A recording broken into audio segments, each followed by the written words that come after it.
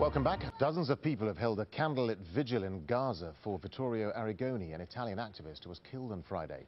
They condemned the murder of the pro-Palestinian activist who was found strangled in an abandoned house. A group aligned to Al-Qaeda had abducted Arrigoni on Thursday and threatened to kill him unless their leader was freed. 2 men have since been arrested. Algeria's president has pledged to amend the country's constitution, including the election laws. But Abdelaziz Bouteflika did acknowledge there were major challenges ahead. Not everything is fine. Of course, there are challenges like cronyism and corruption. The country is standing firm to fight against this.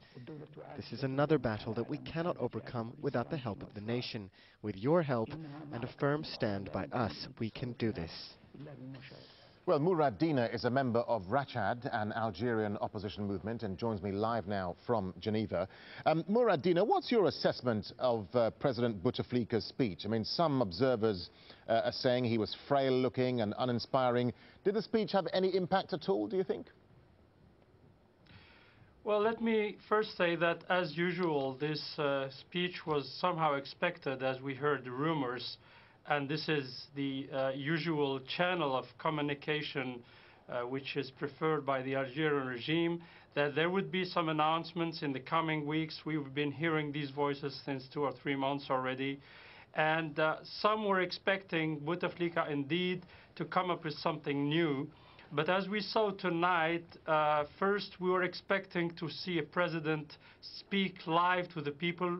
That was not the case. His speech was obviously pre-recorded, and he seemed really looked like an old man who had nothing to offer. That may bring compassion to the man for his age, for their health, but obviously we saw no vision, we saw no clear program for the future of Algeria, and undoubtedly that cannot be the case because indeed the regime that Bouteflika represents is the problem and cannot be, unfortunately, the solution to Algeria. So what is Bouteflika's tactic here? Is it to start making concessions now so as to avoid being ousted from power? He wants to give the illusion to make concessions, but he's not making any concession. Obviously, he wants to win time. He wants to delay any move from the streets that could topple him and his regime. And we should not forget also that he is just acting as the representative of a regime.